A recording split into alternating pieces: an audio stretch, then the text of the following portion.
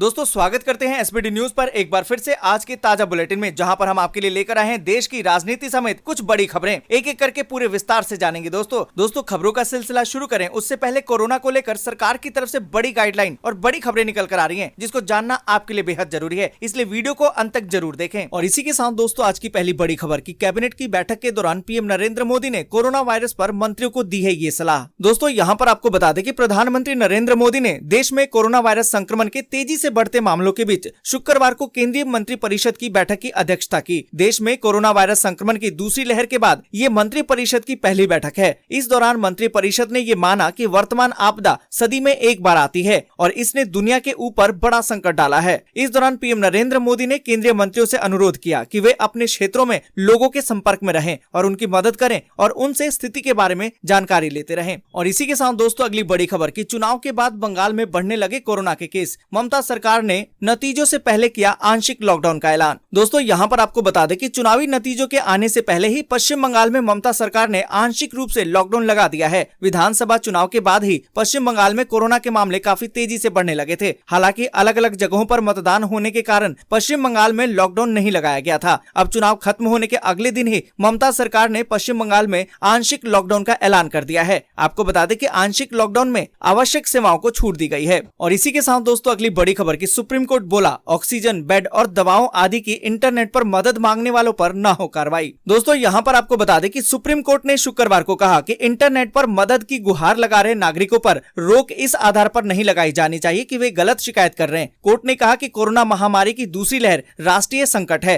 न्यायमूर्ति डी.वाई. चंद्रचूड़, न्यायमूर्ति एल. नागेश्वर और न्यायमूर्ति एस. रविंद्र भट्ट की 3 सदस्यीय पीठ ने कहा है कि सूचना का निर्बाध प्रवाह होना चाहिए। शीर्ष अदालत ने केंद्र, राज्यों और सभी पुलिस महानिदेशकों को निर्देश दिया है कि ऐसे किसी भी व्यक्ति पर अफवाह फैलाने के आरोप पर कोई भी कार्रवाई न करे जो इंटरनेट पर ऑक्सीजन, बिस्तर और डॉक्टरों की कमी संबंधी पोस्ट कर रहे हैं। और इसी के साथ दोस्तों अगली बड़ी खबर की यूपी के 7 और राजस्थान के 11 जिलों में आज से होगा 18 साल से ज्यादा उम्र वालों का वैक्सीनेशन। दोस्तों यहाँ पर आपको बता दें कि कोरोना के महासंकट के बीच देश भर में 1 मई से 18 साल से ज्यादा उम्र वालों को कोरोना की वैक्सीन लगाने की घोषणा की गई है। यूपी में भी रविवार 1 मई से वैक्सीनेशन शुरू होगा, लेकिन पहले चरण में केवल लखनऊ, कानपुर समेत 7 शहरों में ही वैक्सीनेशन होगा। वहीं आपको बता दें कि राजस्थान के 11 जिला मुख्यालयों में 45 साल से कम आयु वर्ग के लोगों का वैक्सीनेशन किया जाएगा। दोस्तों यहाँ पर आपको बता दें कि उत्तर प्रदेश सरकार ने पहले चरण में उन शहरों में वैक्सीनेशन का फैसला किया है जहां 9000 से अधिक कोरोना के एक्टिव केस हैं। इन शहरों में लखनऊ, कानपुर, प्रयागराज, वाराणसी,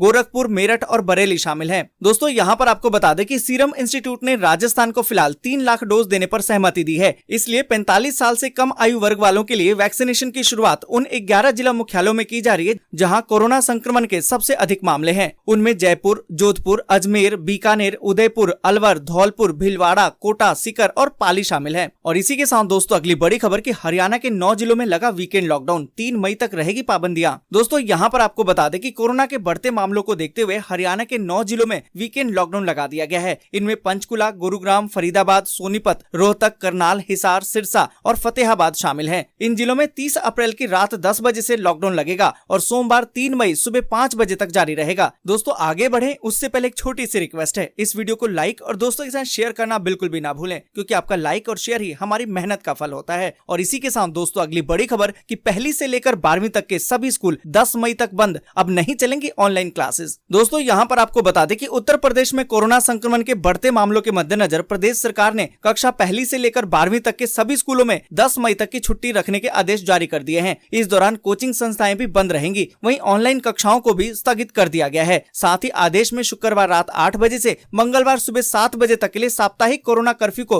प्रभावी ढंग से लागू करने के निर्देश भी दिए गए हैं। यहाँ पर दोस्तों आपको बता दें कि आदेश में कहा गया है कि कोरोना कर्फ्यू के दौरान औद्योगिक गतिविधियां यथावत संचालित होती रहेंगी। टीकाकरण के लिए आवागमन करने वालों को छूट दी जाएगी। इसके अलावा केवल आवश्यक सेवाएं जारी रहेंगी। आवश्यकता अनुसार पास जारी किया जा सकता है। मरीजों के परिजनों को हर दिन उनके मरीज के स्वास्थ्य की जानकारी जरूर दी जाए। सभी सरकारी और निजी अस्पताल में ये व्यवस्था प्रभावी ढंग से लागू की जाए। मुख्य सचिव कार्यालय इस व्यवस्था की समीक्षा करे। और इसी के साथ दोस्तों अगली बड़ी खबर की अवैसी की पार्टी का बंगाल में हो गया खेला, जानिए एग्जिट पोल ने क्या कहा। दोस्तों यहाँ पर आपको बता दें कि पश्चिम बंगाल के 23 जिले के 292 सीटों पर विधानसभा का चुनाव संपन्न हो चुका है। चुनाव परिणाम से पहले ही टीवी चैनलों का एग्जिट पोल जारी हो चुका है। एग्जिट पोल की माने तो परिजादा की पार्टी इंडियन सेकुलर फ्रंट और अवैसी अवेसी की पार्टी AIMIM को चुनाव में अधिक लाभ मिलता नहीं दिखाई दे रहा है। दोस्तों यहाँ पर आपको बता दें कि ABP आनंदा और सी वोटर की सर्वे के मुताबिक पश्चिम बंगाल में 7वें और 8वें चरण के चुनाव में अन्य दलों को एक भी सीट नहीं मिलेगी। आपको बता दें कि अवेसी की पार्टी मालदा और मुर्शिदाबाद से चुनाव लड़ रही थी, जहां पर 7वें और 8वें चरण में मतदान हुआ था। वहीं परिजादा पार्टी की बात करें तो बंगाल में संयुक्त मोर्चे को सभी सर्वे में करीबन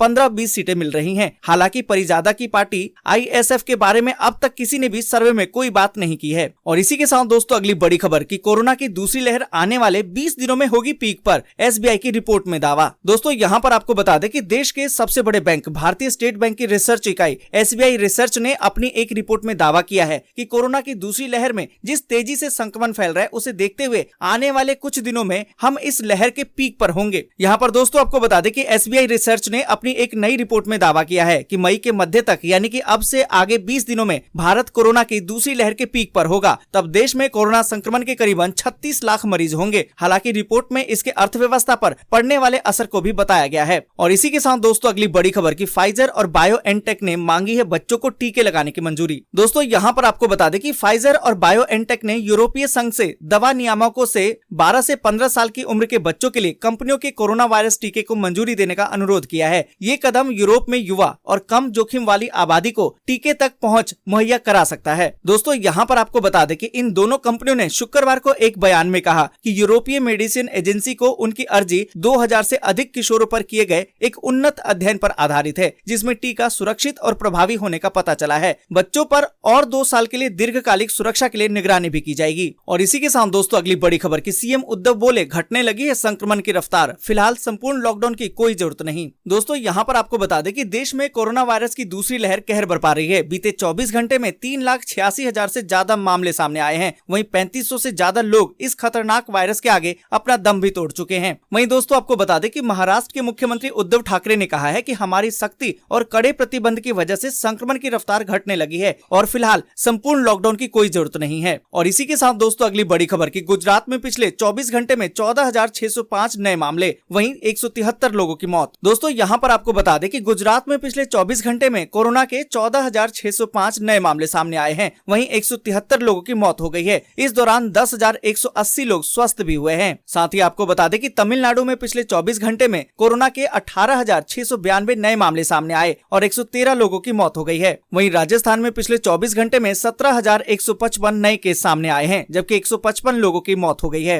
दोस्तों कर्नाटक की बात करें तो पिछले 24 घंटे में 48,296 नए मामले आए, जबकि 217 लोगों की मौत। और इसी के साथ दोस्तों अगली बड़ी खबर की 31 मई तक जारी रहेगी अंतर्राष्ट्रीय उड़ानों पर पाबंदी। दोस्तों यहाँ पर आपको बता दें कि भारत ने शुक्रवार को अंतर्राष्ट्रीय वाणिज्यिक उड़ानों के परिचालन पर लगाए गए प्रतिबंध को 31 मई 2021 तक बढ़ा दिया है। हालांकि एयर ट्रेवल बबल व्यवस्था के तहत इंटरनेशनल पैसेंजर फ्लाइट्स का संचालन जारी रहेगा। नागर विमानन महानिदेशालय यानी कि DGCA द्वारा जारी परिपत्र में कहा गया है कि दिनांक 26/6/2020 में जारी परिपत्र में आंशिक संशोधन किया गया है। दोस्तों यहाँ पर आपको बता दें कि सक्षम प्राधिकारी ने निर्धारित अंतर्राष्ट्रीय वाणिज्यिक यात्री सेवाओं पर जारी परिपत्र की वैधता को 31 मई 2021 की रात तक बढ़ा दिया है। परिपत्र में कहा गया है कि ये प्रतिबंध अंतर्राष्ट्रीय ऑल कार्गो संचालन और उड़ानों पर लागू नहीं होगा। दोस्तों आज के लिए बस यहीं तक। वीडियो आपको अच्छी लगी हो तो लाइक और शेयर जरूर कर दे। अगर अभी तक आपने चैनल को सब्सक्राइब नहीं किया है तो सब्सक्राइब जरूर से कर लें।